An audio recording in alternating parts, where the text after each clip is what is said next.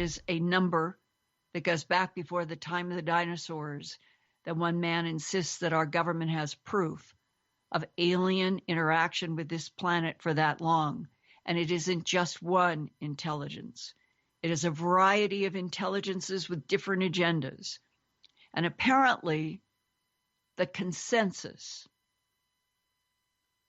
whatever is happening with all the animals in both hemispheres for so long, it relates to a genetic harvest. A genetic harvest, possibly for sustenance, meaning food. And another description is to create cloned bodies. When you get into this area, it becomes extremely difficult because the normal person anywhere listening today or who will listen in the future, up until just the last 10 years, the idea of cloning humans, animals, it wasn't something that most people were at all familiar with or would accept. But in the last decade or so, in our own laboratory sciences, we have Dolly, the sheep that was cloned. We have in sort of the intimations that we are moving forward in stem cell research and others, where we would be able to create organs that would match perfectly to the human body that might have illness, and that new organs could be generated with stem cells. Now, if that's where humans are in the 21st century, and we are dealing with intelligences that might be 1,000 years advanced of us, as some whistleblowers have said, then the agendas and the reasons for a variety of other intelligences to interact with this planet over a very long history and keeping humans dumb and blind about their presence, about what it is that they use and harvest from Earth to keep us dumb and blind, might make some sense. The secrecy that I have always been up against, policies of denial and lies by our own government, but you detect that in the alien presence, it appears that secrecy also serves them. So that means since World War II, that we have had more layers. We've got the governments that began to realize they were dealing with an alien intelligence that could run rings around their airplanes in World War II. And decisions were made by Churchill and Eisenhower and Truman to have a complete policy of denial in the interest of national security. And meanwhile, the various intelligences that have been using our planet for eons, for a harvest of genetic material that they use for reasons that are probably incomprehensible to us, continues. The animal mutilations in the year 2017 are ongoing as we speak in Argentina and Chile and Brazil and England and Canada and the United States. I have been reporting about animal mutilations now for 38 years. And right now at my news website, earthfiles.com, I have a brand new update from Canada and from Argentina.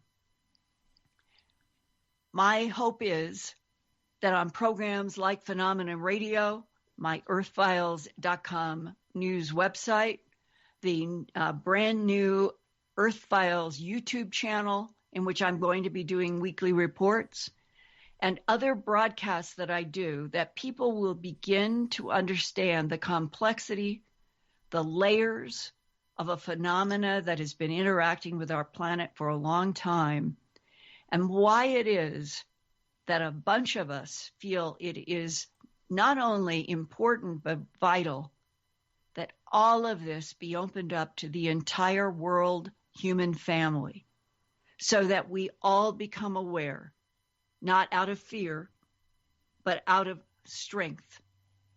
I have walked all over planet Earth. I have gathered tissues and fluid and grass and soil from animal mutilation sites, and I'm still here. So whatever it is, I do not think that it wants humans gone. In fact, I think there is something about humanity that seems to be the subject of their investigations.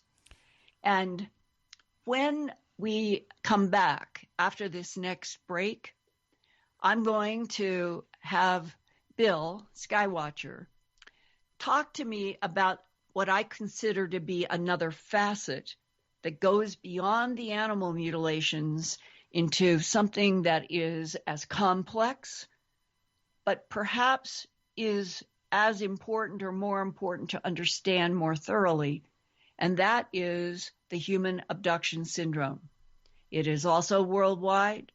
It has, according to some polls, it may have affected as much as 3% of the global population. And that would mean that there are millions of people who have had some kind of interaction with something that's non-human, and that most people keep it secret because they're afraid of being judged or criticized.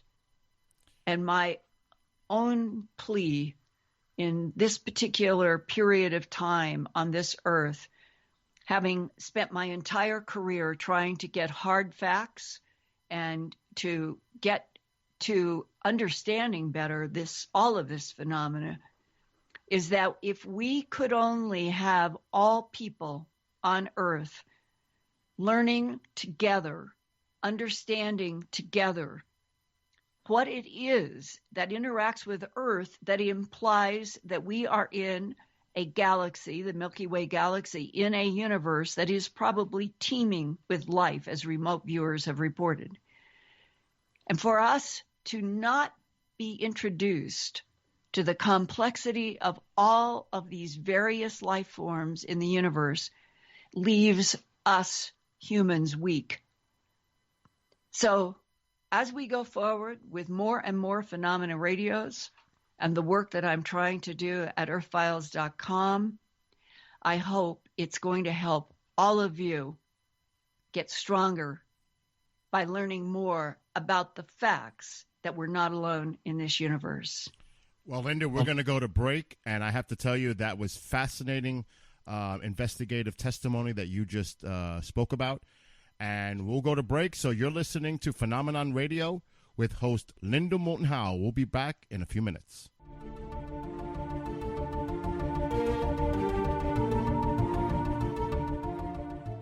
Hi, it's AJ with Vibes Mind, Body, Spirit. The Vibes Tribe seeks to assist you in creating and maintaining an uplifting and balanced state of being in your personal space. Palo Santo is a mystical tree that grows on the coast of South America. Palo is loved by many for its energetic, cleansing, and healing properties, and is also popularized for its heavenly presence in keeping your energy grounded and clear. Burning Palo provides an uplifting scent to raise your vibration and is also beneficial for relieving stress, anxiety, depression, and emotional pain. Palo Santo is also known for relieving symptoms of the common cold, headaches, and asthma. We offer Palo Santo in resin, powder, or by the stick. Go to onlinevibes.com for all of your vibration elevation needs and receive a free stick of Palo Santo with any online purchase over $25. Shop onlinevibes.com, that's onlinevibez.com, and get your vibes on today. Your official contact for the best alternative talk on the planet. KGRAradio.com.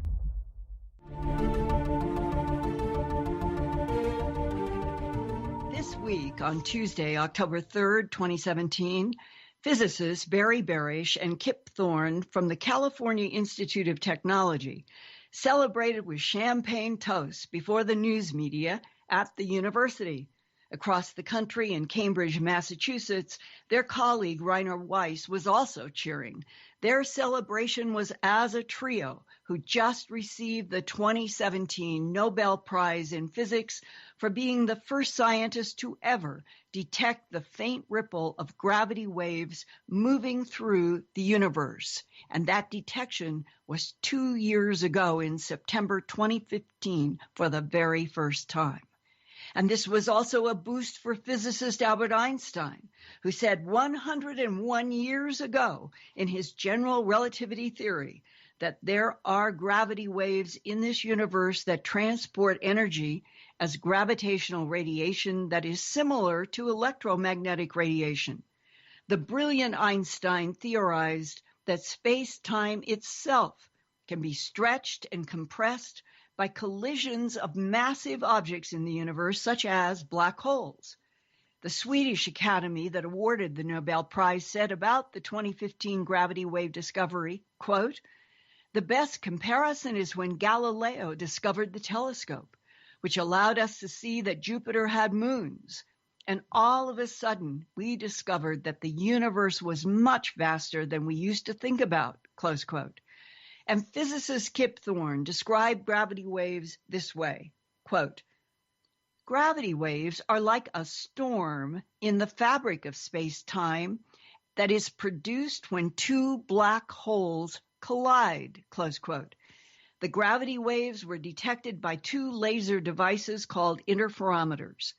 One was in Hanford, Washington, and the other was in Livingston, Louisiana. That's 1,900 miles or 3,000 kilometers apart. The gravity waves arrived at those two interferometers about 7 milliseconds apart in time, and that was absolutely consistent with the speed of light, also first calculated by Albert Einstein a century ago.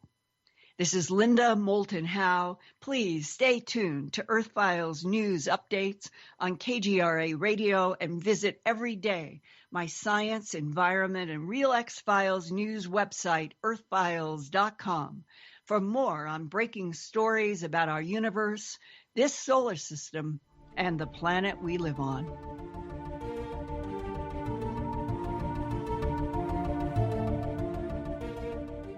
The new word on the street is bloated. Yeah, you eat this food, GMO, herbicide, pesticide.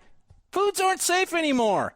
And then we eat them and we're bloated. Our stomach says, no more, Seymour. So what we have to do is drink the tea. Are you on the tea? GetTheTea.com. That's GetTheTea.com. Super strength tea. It will help you with the new word, bloated. You can get it today. Log on to GetTheTea.com. Mainstream media's most wanted. KGRARadio.com.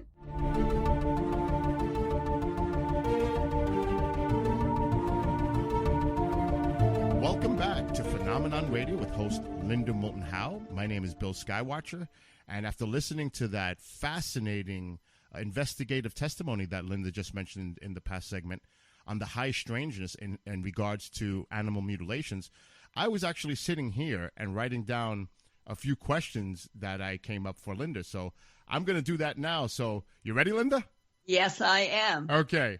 First question is, did any of the local authorities conduct forensic examinations? And if so, what was their official report on these animal mutilations? It's very interesting that there's kind of a bell-shaped curve when you go into a sheriff's office, which I did to many, and said, could I see your animal mutilation reports from the beginning up to when I was there? Some of the law enforcement were very cooperative, and they would give me either access to their metal file drawers, or they would say, I'll have a secretary pull out all the mutilation files, and it'll be in a box, and you can sit on the floor. I did it both ways. Mm-hmm. And in some of those cases, some of the sheriff's offices, like in Logan County and Elizabeth County, they had over 200 animal mutilation cases that made full offense reports, some with necropsies, within an 18-month period, Bill. Wow.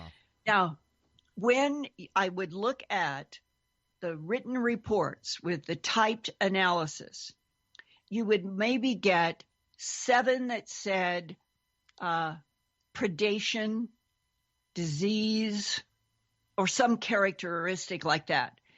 About the other 3 per 100 or so might be excision, cut with a sharp instrument, or excision, electrocautery with heat, cauterized.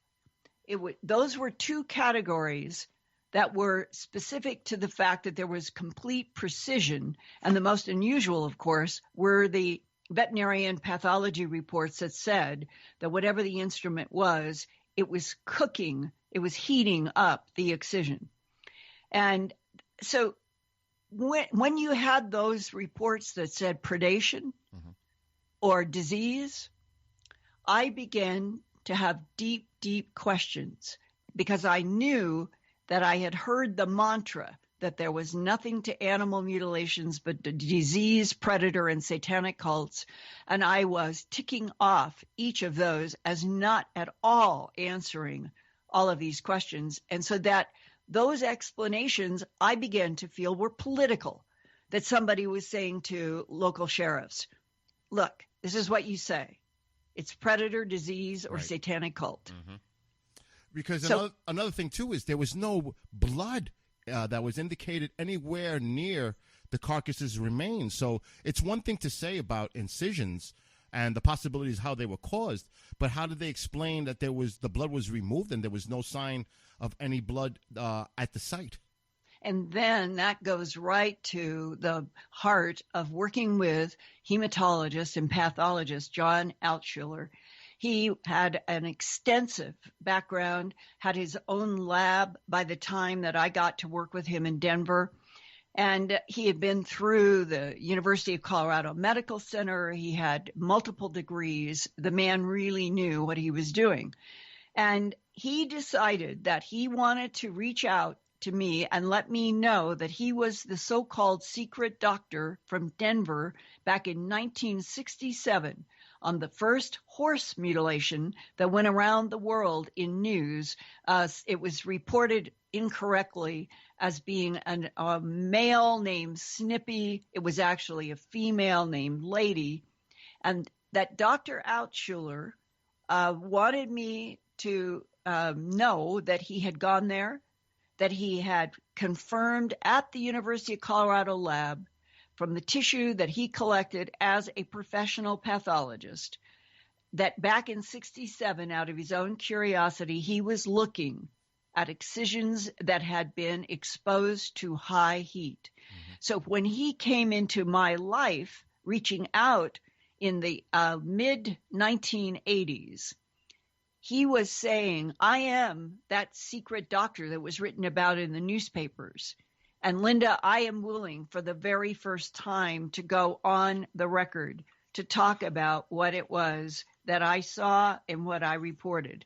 And in my first book, An Alien Harvest, I was honored to have Dr. John Altshuler in the first chapter, 1967, A Horse Named Lady, that he goes into and details his full trip and what he found. And he goes into every piece of the horse that he examined. And here I'm reading directly from his report. At the edge of the cuts, there was a darkened color, as if the flesh had been opened and cauterized with a surgical cauterizing blade. The outer edges of the cut skin were firm, almost as if they had been cauterized with a modern-day laser. But there was no surgical laser technology like that in 1967. And from him, from being able to work with Dr. Altshuler, who in case after case, I would go out into the field, whether it was in New Mexico or Colorado or Wyoming or wherever it is, and I would take formalin solution in plastic containers. I had a scalpel and scissors, and I was very careful to show in chain of custody, here is the sheriff's knife cut, here is the mutilator's cut, here is how and whatever I'm using, a scalpel or scissors, and I'm cutting around so that the pathologist will have a piece of the identified sheriff's cut. If the sheriff had been there, a lot of times no law enforcement ever took any samples, but I would definitely be taking the mutilator's cut so it could be examined in the professional laboratory by Dr. Altschuler. And one day in Denver, we both lived and worked in Denver, but I would go out to all these locations to do these samplings. And one day I got a call from him and he said, I would really like you to come over to the lab. I want to show you something important. He had what is called a stereo microscope. So on the right eye, you could be looking at, say, one patient, and on the left eye, you could be looking at another for comparison. Mm-hmm. And he had me sit down and he said, on the right is the laser surgery slides that I got from Dr. So-and-so, the gynecologist. This is known laser surgery on a human body. On the left is from this most recent mutilation that you brought the tissue. He said, tell me what you see that's different.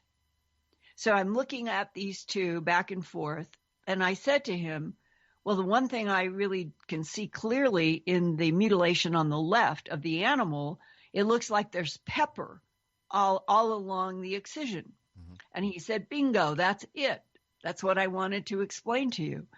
He said, I am very puzzled about what the cutting instrument could be because the image on the right shows all of the pepper grains because we are carbon-based life forms. And you cannot take a laser to any human being or a cow or a horse or anything that's a carbon-based life form on Earth and heat it like with a laser and not have carbon at the excision. It will always be there because we're carbon-based life forms. That's what the black pepper grains are. Right.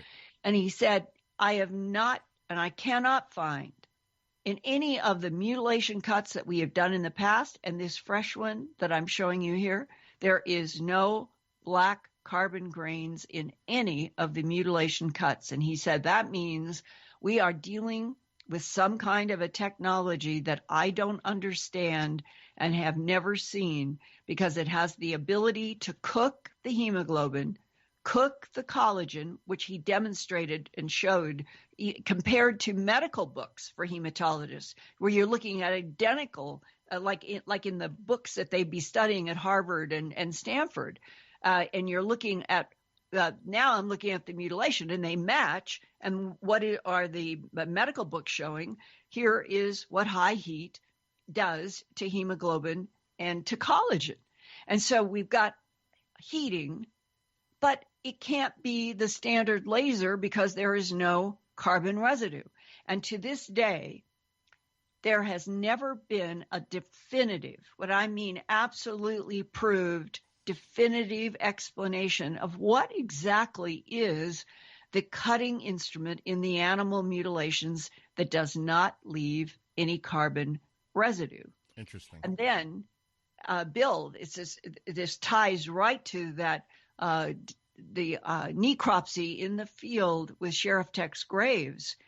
When that veterinarian was holding up that pericardium with his index finger and was saying that there's no heart, there's no clotted blood, there's no excision in the pericardium. And he's basically saying to the sheriff, I have no idea or explanation how any of this has happened in the chest of this large cow without any surgical excisions on the outside. Okay, I took that exact case to Dr. Arlen Myers.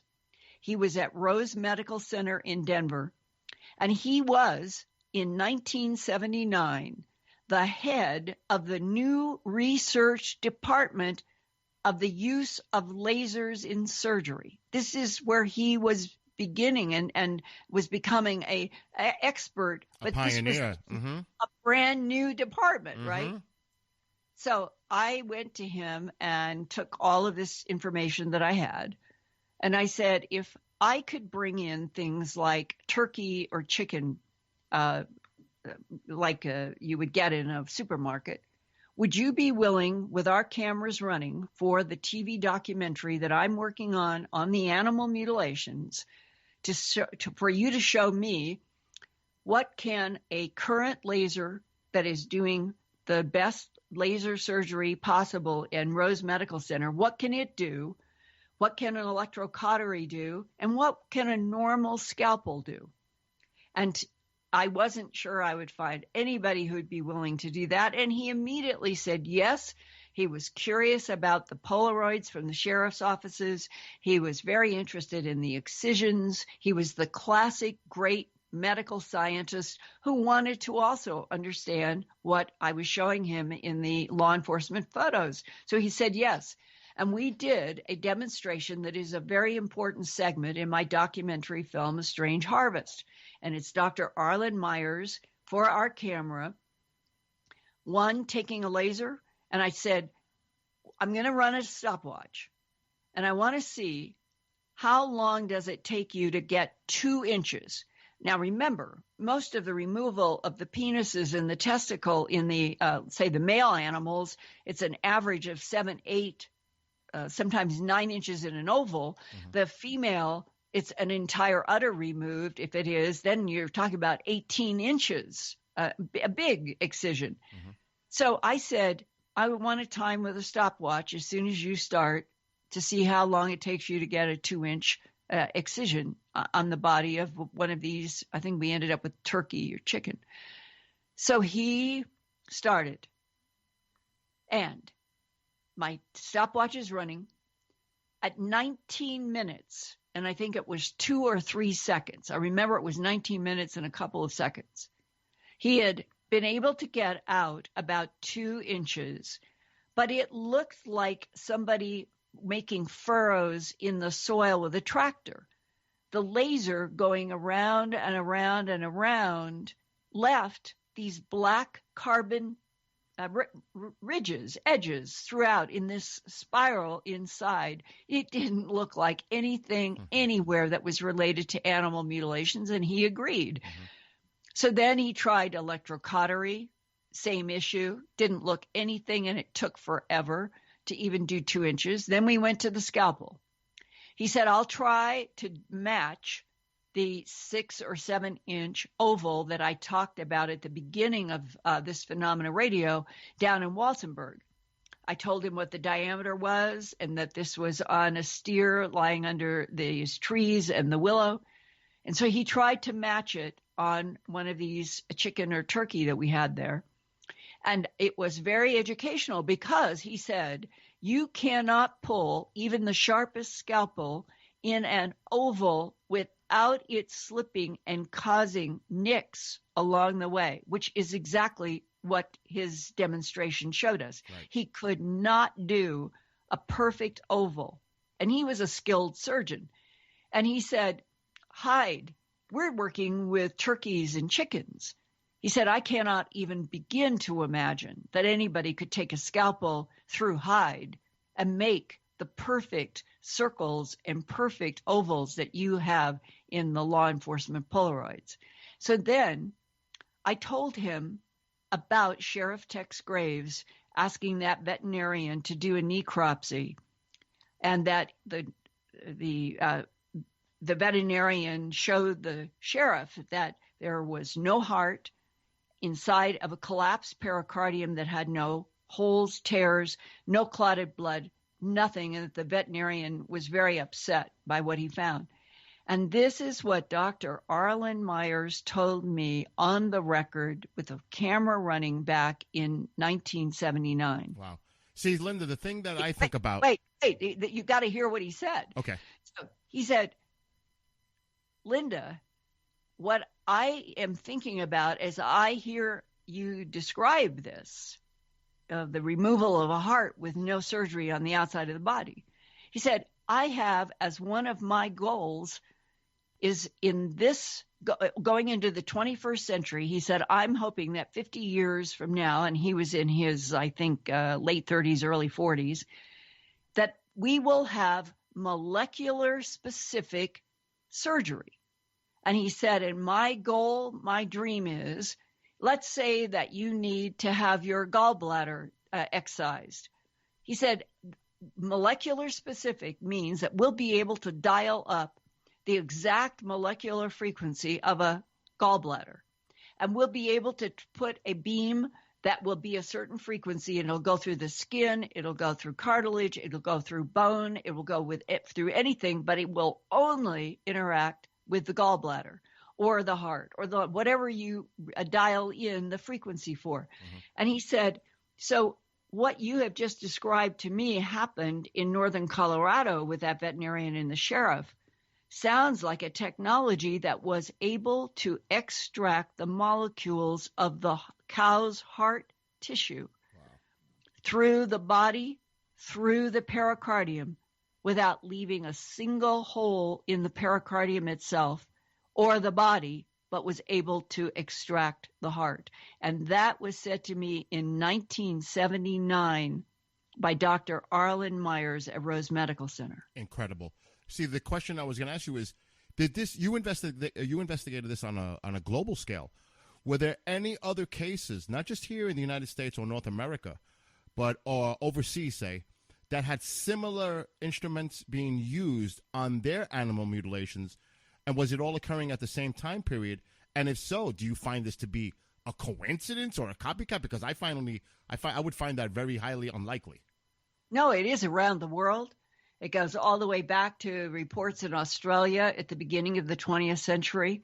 And there have been, this is official. This came in the Buenos Aires newspaper headlines. And in fact, I ended up interviewing a reporter working in one of the newspaper offices in Buenos Aires about this. It was 2005 that I did the story, and everything I'm talking about is at my news website, earthfiles.com. If you go there in a quick search and you just put up in quick search, let's say Argentina, or mutilations, you will see all of these stories that I have done. Mm-hmm. And here was what was the astounding headline in 2005. There is a Department of Agriculture like agency in Argentina. It is known as SENASA, S-E-N-A-S-A. It's an acronym, like the way we have government names. SENASA made an official report that made the headlines in Argentina that between the year 2002 and the year 2005, in those 3 years, there had been as many or more than 3,000 animal mutilation reports to veterinarians and SENASA in Argentina and across the border into Chile. 3,000 in 3 years. That's 1,000 mutilation cases a year. Today, when I talk with people who are doing investigations in Brazil, Argentina, Bolivia, Chile, they say that as far as they're concerned, if that was the official government statistic, back in 2005, they don't think anything has changed. What has changed is that after that SENASA department seemed to honestly report this huge wave of animal mutilations, the next thing that came into the media, it's just preposterous what I'm going to tell you, but this is absolutely true. And you can see my Earth Files reports, and you can see the photograph that the government issued to the news media. It was of a little mouse, about 2 inches long.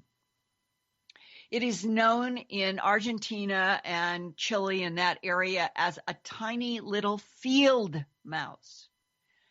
Farmers and ranchers will tell you that this little field mouse does not eat horses, cattle, pigs, or anything.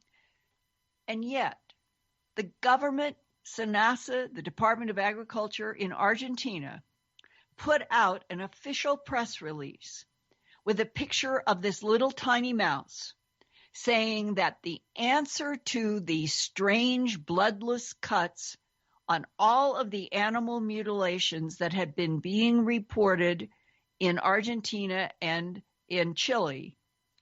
All had been done by this little mouse. Now, exactly. And the reaction by the farmers, the veterinarians, the ranchers was they were disgusted. There was a backlash.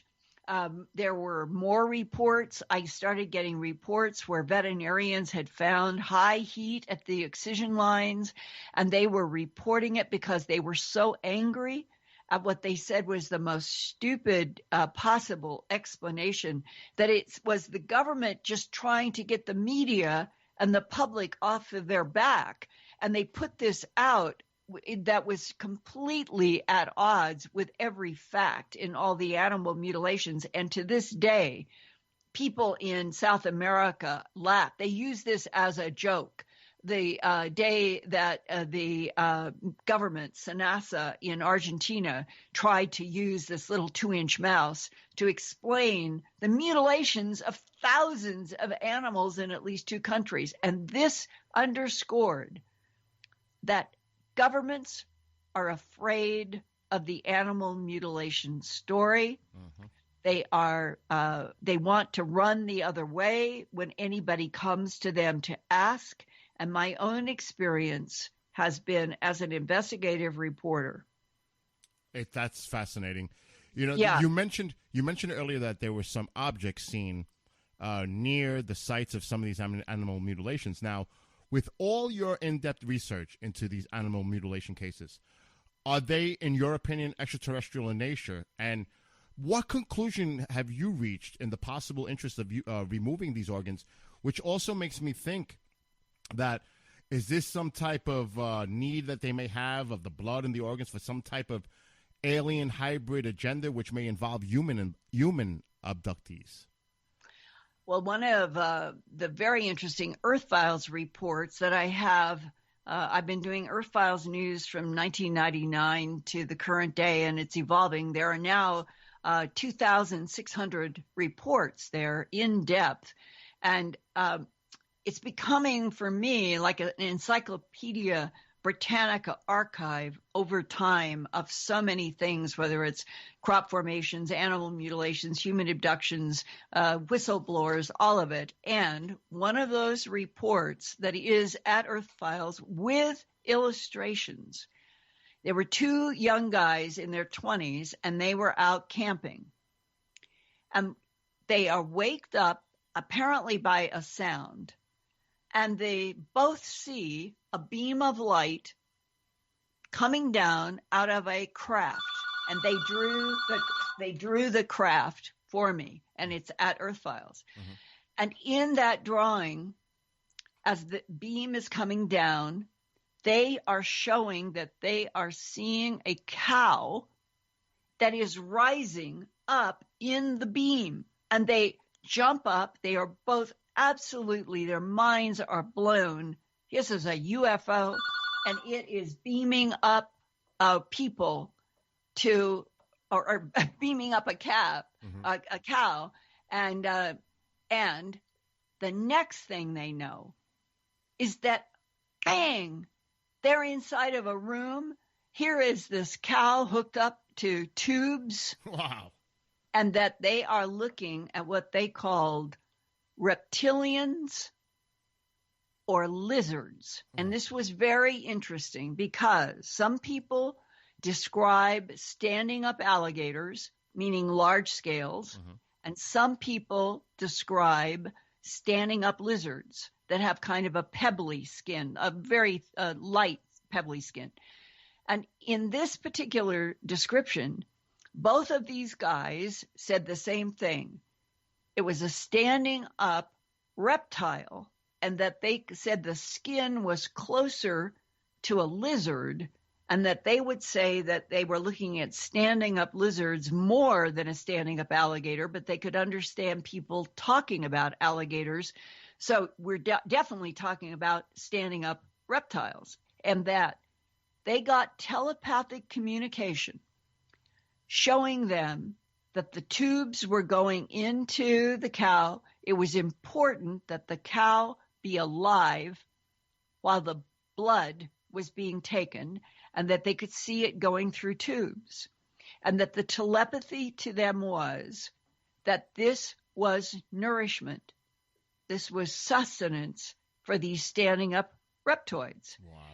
Now, that is one of the few cases where you've got two people, so two eyewitnesses, conscious, see the beam, see the animal go up in the beam, and then bang, they're in there, as if the reptilians wanted these two humans to see exactly what they were doing. And in that case, the explanation was that they were taking the blood from the animal for sustenance. But they do not know, they were not shown, they were not told, why is the pattern of an ear, eye, tongue, jaw, genitals, and rectum poured out, why that pattern around the world in both hemispheres for a century at least. So when you come to the relationship between the non-human intelligence in all of its complexity, interacting with Homo sapien sapien, you, me, and the human family, there are demonstrations. They will do things that seem to be demonstrating for the human something. Like in this case, they're saying, we drink or eat this blood. But they don't tell any whole story. They don't explain who they are, where they're from, why are they here on this planet, why are they excising tissues. But then there is another abduction case that I go into in my third book, Glimpses of Other Realities, Volume 2, High Strangeness. And this, I think, is one of the most important. I'm sorry about this. That's okay. Should have taken my phone off the hook. Well, why don't we do this? We're coming up on a break, and we'll continue this on the next segment. And then I'll take this phone off the hook. Okay. So let's go to break, and you're listening to Phenomenon Radio with host Linda Moulton Howe. So we'll be right back after these quick words.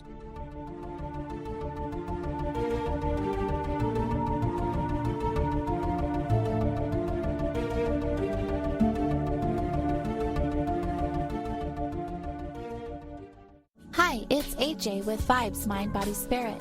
The Vibes Tribe seeks to assist you in creating and maintaining an uplifting and balanced state of being in your personal space. Palo Santo is a mystical tree that grows on the coast of South America. Palo is loved by many for its energetic cleansing and healing properties and is also popularized for its heavenly presence in keeping your energy grounded and clear. Burning Palo provides an uplifting scent to raise your vibration and is also beneficial for relieving stress, anxiety, depression, and emotional pain. Palo Santo is also known for relieving symptoms of the common cold, headaches, and asthma. We offer Palo Santo in resin, powder, or by the stick. Go to onlinevibes.com for all of your vibration elevation needs and receive a free stick of Palo Santo with any online purchase over $25. Shop onlinevibes.com, that's onlinevibez.com, and get your vibes on today. Now you have the inside contact for alternative talk radio. The Planet. KGRAradio.com.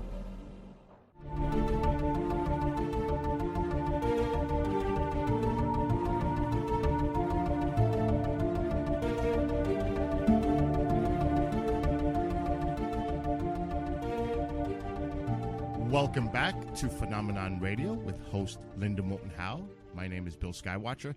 And before we went to break, Linda was discussing the case where two individuals were brought aboard a craft to witness a cow with what seemed to be like two reptilian-type beings, and they were using the cow for sustenance. Now, Linda, is it possible that they used these individuals to witness that they were not there to directly cause any harm to humans in this kind of fashion?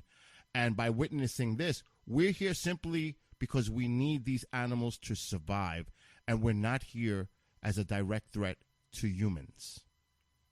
The men took it that way, and it made me think a great deal about this. What if a reptilian presence has been using planet Earth for 270 million years, as I was told by a man who retired from the Defense Intelligence Agency in 1999? It might explain why the Garden of Eden story in Genesis talks about Adam and Eve in a garden. They're innocent, they're new, they have fresh consciousness on Earth. And what comes into that garden to teach Eve? It's called a serpent. Mm-hmm. If a serpent was there at the beginning of we'll call it the evolutionary creation of Homo sapiens sapien, is it possible that Genesis alone, the Garden of Eden story, is an actual accurate insight into what was helping guide the original Homo sapiens sapien, and perhaps manipulating DNA in already evolving primates on this planet to create a series of standing up primates that began 2 million years ago with Lucy in Africa and went through the preceding model would have been Neanderthal, and now we are Cro-Magnon Homo sapiens sapien. And a very interesting question is, if there have been reptilians, and they're supposed to be blonde Nordics that in the past we thought were angels like the angel Michael, but were non-humans from someplace else, beautiful, blue-eyed, blonde, tall ETs, and that the gray ones with the variety of different shaped eyes and heights, that the 2 to 3 feet ones are supposed to be androids, exactly what we hear Elon Musk and others arguing about today, that as we move into the 21st century, because the human body is frail when it comes to space travel, that Elon Musk and others can see that artificial intelligence and the creation of cyborgs, a cyborg would be a human with an organic brain and body, but who deliberately joins that body into electronic, digital, computer equipment that can make the body run faster, jump higher, be able to live perhaps for 1,000 years, because once you have something that is part machine and part organic, it isn't going to be confined necessarily to 70-year lives. All of this we're discussing right now on Earth in the human family.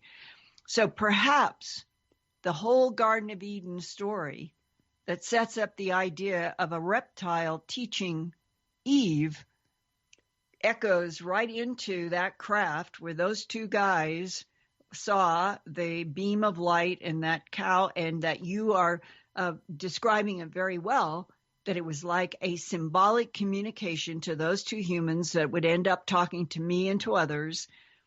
They're going to show, okay, yes, we take these cows like you are slaughtering cows around your planet every day of every year to eat.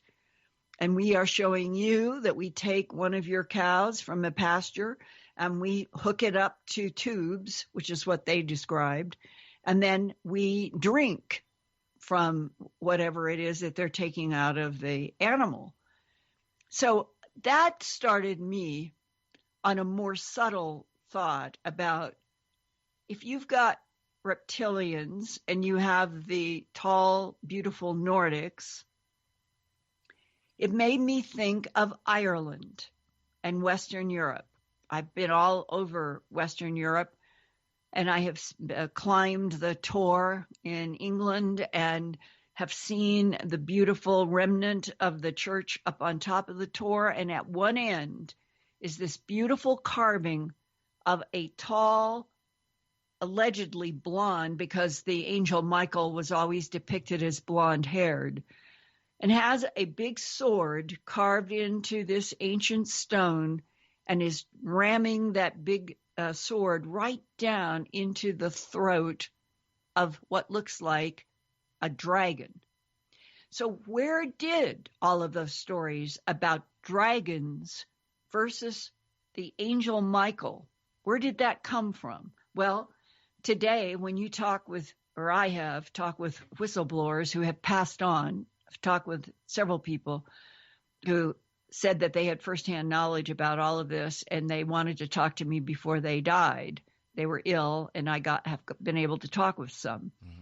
And they say that their understanding is that there are wars, that there have been long extended wars between these blondes and these standing up alligators or lizards, and that the two would like to annihilate each other for reasons I have no understanding about why.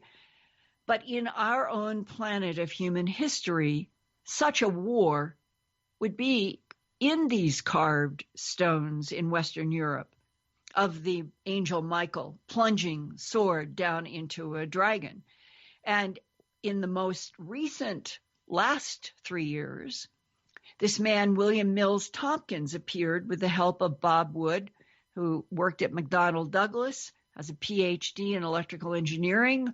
It learned about William Mills Tompkins that at age 93, he passed it was only a few months ago at age 96. Wow. And so when he came on the scene to work with Bob Wood on a book, and I think there's a second book that will be released posthumously, William Mills Tompkins could show and demonstrate from his own family, their own files, newspapers, that he was considered a teenage genius who could look at photographs or look at real ships or airplanes or anything and then be able to turn around and create absolutely perfect scale models of whatever he was looking at. And that William Mills Tompkins was taken into the Navy to help during World War II on being able to do scale models of German or perceived enemy technology, and that one of the areas that he was, I'm going to say, given classified clearance to, was looking at film and photographs of UFOs. And that in the work that he did, he became exposed as a young man to the fact that the United States government and England in World War II had become aware that there were reptilians somehow involved in the war. There were other humanoid types that were involved in the war, perhaps gray beings involved, and that is how he, in his 20s, began to realize that the United States had a policy of denial about all things extraterrestrial and UFOs. That was the policy, firm. But that he and others were being exposed to the truth behind the policies of denial, which is that the universe is teeming with life, that there are all kinds. Some are reptilian, some look like blonde Nordics, some look like the Greys, and a whole bunch more, and that there has been a tremendous interaction with our own planet for a very long time. All of that came from the retired Navy guy just in the last 3 years, who unfortunately has passed, but I did a long interview with him 2 years ago that was quite astonishing. And he said in that interview with me, for Earth Files and Coast and a number of things that I was using because it was such an astonishing interview, he said that he got the distinct impression that there were non-human intelligences that were our allies, that World War II, we were helped even if we didn't understand it. And that in this issue of a war, that he felt that we had allies. He agreed with some of the remote viewers who said we have allies, but that there are some life forms out there that would be considered enemies and could be very dangerous, and that part of what we're going through on this planet is a transition from all of the human governments finally giving up on keeping all of the UFO, ET, other life in the universe from the human family, that they're finally going to stop that after decades, and that we are headed toward the big headlines around the world. We're not alone in this universe. We never have been. And that, in fact, Homo sapiens sapiens are babies on this planet in relationship to other life forms that have been evolving, even fighting with each other for eons, and that in our own solar system, and this was another thing that William Mills Tompkins told me, he said, there is archaeology on the backside of the moon that matches precisely the archaeology that we have discovered and not announced, but that we have discovered on the northern hemisphere of Mars, that matches precisely the same archaeology a mile or two under the ice in Antarctica on this planet. Now, when he said that to me, and there have been other whistleblowers who suggest the same thing, not proved yet, but at least there's a repetition of this idea, that the whole issue of being on Earth as a conscious life form, as Homo sapiens sapien, that is supposed to have occurred in an overlap with Neanderthals about maybe 35, 40,000 years ago. Mm-hmm. Lucy is a standing up primate that can be dated back 2 million years, but there's been all of these models. So when you say 35 or 40,000 years ago, that's that transition from Neanderthal to Cro-Magnon Homo sapiens sapien, which is us now. If, Bill, it is proved with photographs, film, and military missions with archaeologists that a mile or two of ice in Antarctica, that they already know that there is architecture, hieroglyphs, pyramids, that match archaeology on the backside of the moon and on Mars. Let me give you at least one solid fact. Antarctica today has two big sections. East Antarctica is all on land. West Antarctica is lots of this ice that's floating on water, running right down like a spine between East and West Antarctica are the Transantarctic Mountains. And what I just reported this on at Earth Files and Coast to Coast AM, that recently a scientist, Professor William Bingham at Edinburgh University in Scotland, worked with a team, and they were using ice-penetrating radar, and they have discovered and confirmed 138 volcanic cones going along that spine between East Antarctica and West. Incredible. And they think that that spine, once juxtaposed against what we would call the southeast, I'm going to say the coastline of Africa. So that would be when Gondwana land, when all these pieces of land were more close together or were all one landmass, and then 200 million years ago they started separating out, apparently because of dynamic volcanic earthquake, all kinds of things going on in this earth. That was 200 million years ago. And so this piece drifts down and ends up at the South Pole.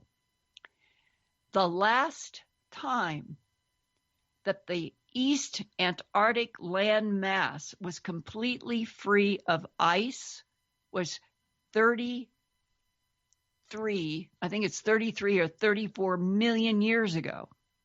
And you would think if there were extraterrestrials using Earth, going through the solar system, building on Mars, building on the moon, building on the Earth, who knows, building all over the place, for them to have built pyramids and architecture that would be on the land under the ice at Antarctica. The last time it was ice-free was 32, 33, 34 million years ago. That, you subtract 2 million for the age of Lucy in Africa. Mm-hmm. And you're talking about at least 30-some million years ago when there would have been the construction of this non-human, I'm going to call it architecture, on land in Antarctica. There's so many governments there that are doing expeditions in Antarctica, and it makes you wonder why.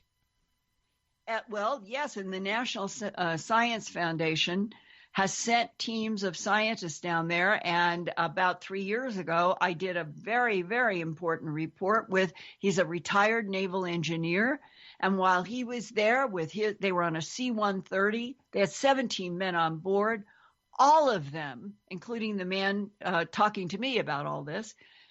They're flying toward the trans-Antarctic mountain chain.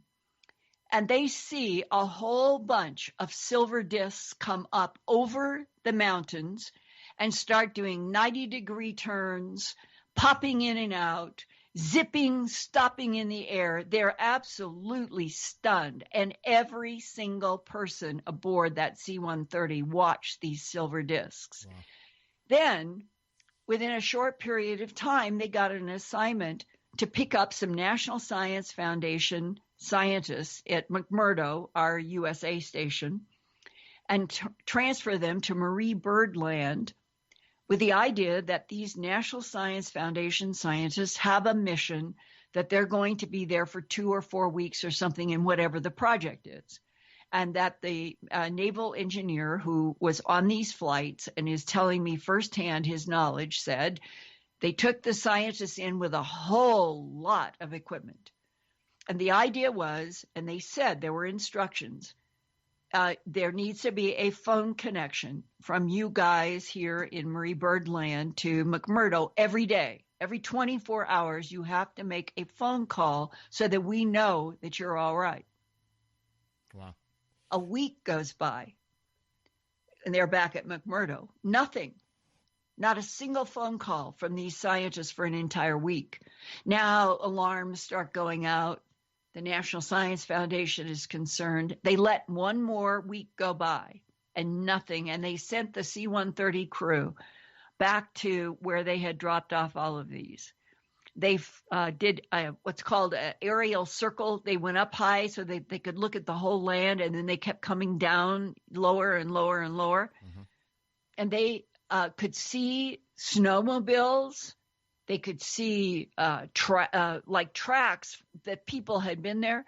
There was nothing. There was not a single person. There was nothing moving. They landed. They couldn't find anybody.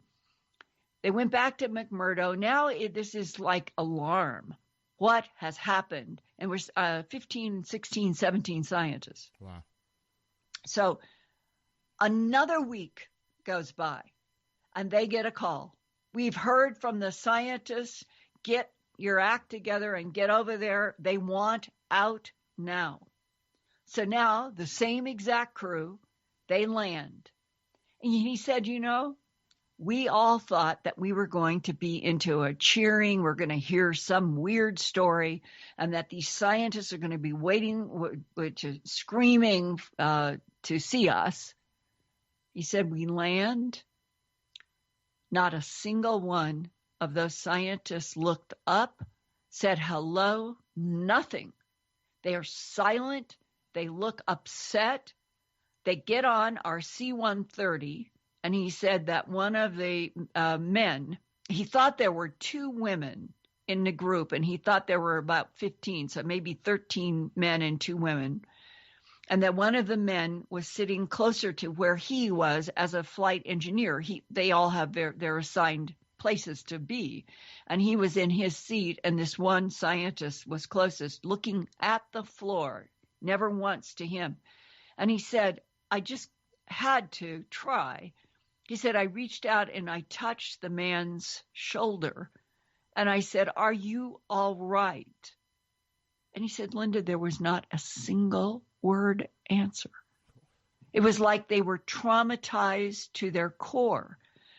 They landed, men in black suits, white shirts, and black ties. He said it was just like out of the movie. We're waiting for them, and they got a debriefing that they were never to talk to anybody ever about the missing scientists.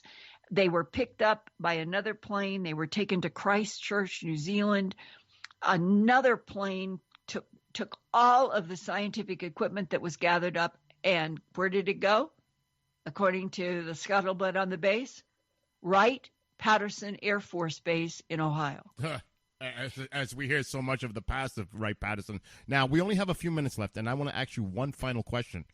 We hear about the alleged communication or possibly contact during World War II between the Germans and the Vril Society, and the technology maybe they obtained during that period. Now, the reason I ask you is that, do you think that the U.S. government, along with other powerful world governments, are cooperating with alien civilizations in the advancement of the technology for ourselves, specifically probably for the use of for the military-industrial complex in the name of national security and all that comes with that, and in exchange for our silence and denial of their existence, which would include the retrieval of UFO craft, abductee cases, and other extraterrestrial activities?